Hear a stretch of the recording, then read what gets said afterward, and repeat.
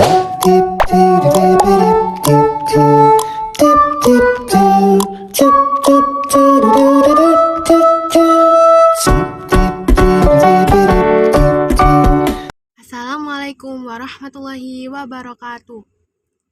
Sebelumnya, perkenalkan, nama saya Keisha Naznin Batrisya Almira dari kelas 10L absen 6. Sebelum kita lanjut, saya akan memberitahu apa makna Khulafaur Rasyidin.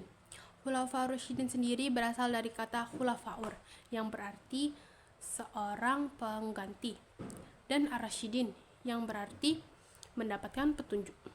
Jadi, Khulafaur Rasyidin mempunyai makna yaitu para pemimpin atau pengganti setelah Rasulullah SAW wafat yang memimpin umat, agama, dan negara Islam pada masa itu. Mereka dipilih untuk memimpin dengan jujur, adil, dan mengutamakan musyawarah. Di masa mereka, Islam berkembang sangat pesat, meskipun mereka harus menghadapi berbagai tantangan yang terjadi pada masa itu. Dan ada 4 khalifah yang termasuk Khulafaur Rasyidin. Yang pertama adalah Abu Bakar As-Siddiq, yang kedua Umar bin Khattab, yang ketiga Utsman bin Affan, dan khalifah terakhir adalah Ali bin Abi Thalib.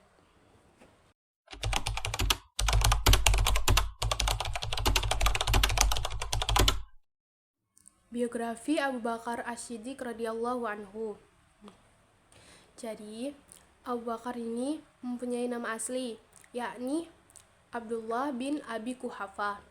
Beliau lahir di Mekah dan berasal dari suku Quraisy. Dari dulu, Abu Bakar ini sudah dikenal sebagai orang yang baik, jujur, terpercaya, juga lembut. Bahkan sebelum masuk Islam, Abu Bakar dihormati oleh masyarakat sekitar. Abu Bakar ini adalah sahabat dekat Rasulullah SAW.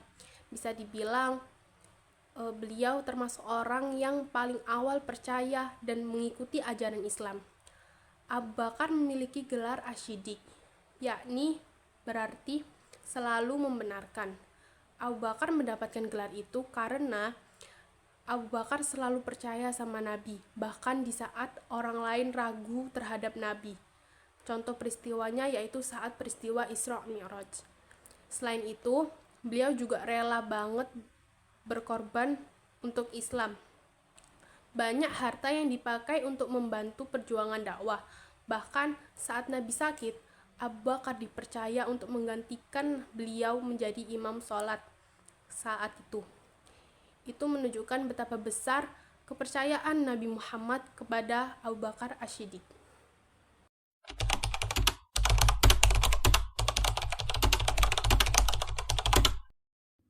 Proses pengangkatan Abu Bakar menjadi khalifah. Saat itu, Nabi Muhammad SAW telah wafat. Kondisi umat Islam di situ belum mempunyai pemimpin pengganti. Akhirnya, kaum Muhajirin dan Ansor berkumpul untuk bermusyawarah. Mereka berdiskusi untuk menentukan siapa yang paling cocok jadi pemimpin atau pengganti Rasulullah SAW. Setelah melalui pembahasan musyawarah tersebut, mereka sepakat memilih Abu Bakar sebagai khalifah pertama. Menurut mereka, Abu Bakar itu dianggap paling dekat dengan Rasulullah SAW dan paling paham ajaran Islam, juga mempunyai sifat kepemimpinan yang baik. Kala itu, beliau resmi diangkat menjadi khalifah pada tanggal 12 Rabiul Awal tahun 11 Hijriah.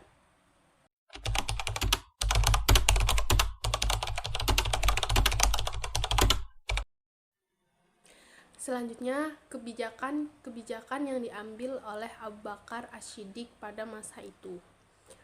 Walaupun masa kepemimpinan Abu Bakar hanya sekitar 2 tahun, tapi banyak tantangan yang dihadapi oleh Abu Bakar, yakni ada 4 tantangan yang dihadapi oleh Abu Bakar.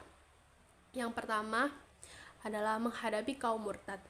Setelah Nabi SAW wafat, ada beberapa orang yang keluar dari Islam, bahkan ada juga yang menolak untuk membayar zakat. Menurut Abu Bakar, ini tidak bisa dibiarkan karena bisa merusak persatuan umat Islam pada masa itu. Akhirnya beliau mengambil keputusan untuk memerangi mereka.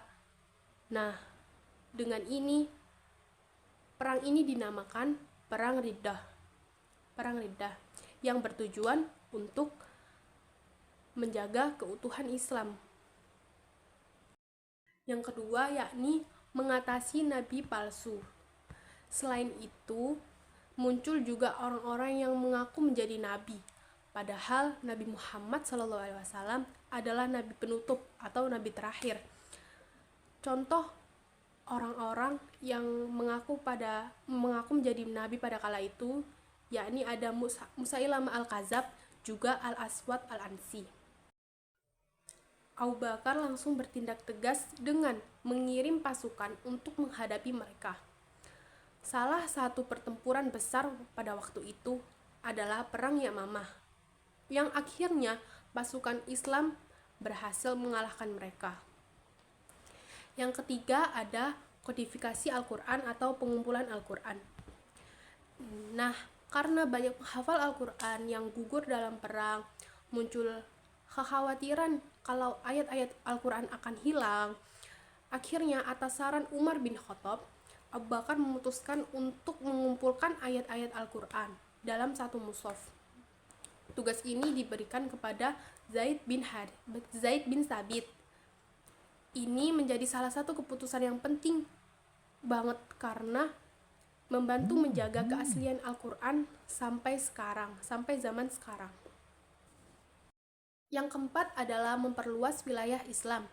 Selain tiga kebijakan-kebijakan yang dihadapi Abu Bakar juga mulai membuat kebijakan dengan memperluas dakwah Islam keluar wilayah Arab. Beliau mengirim pasukan ke wilayah seperti Syam dan Irak yang bertujuan untuk menyebarkan ajaran Islam.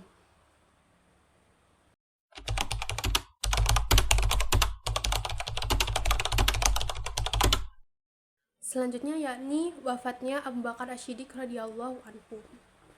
Setelah memimpin sekitar 2 tahun lebih, Abu Bakar jatuh sakit sehingga Abu Bakar menunjuk Umar bin Khattab sebagai penggantinya dengan tujuan agar umat Islam tetap bersatu dan tidak menimbulkan konflik. Abu Bakar wafat pada tanggal 21 Jumadil Akhir tahun 13 Hijriah atau sekitar 634 Masehi.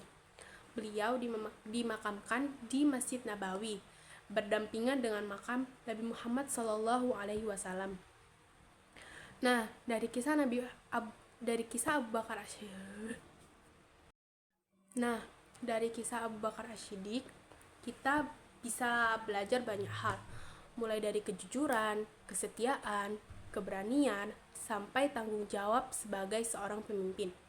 Walaupun masa kepemimpinannya singkat, tapi perannya sangat besar dalam menjaga Islam tetap kuat setelah wafatnya Nabi SAW.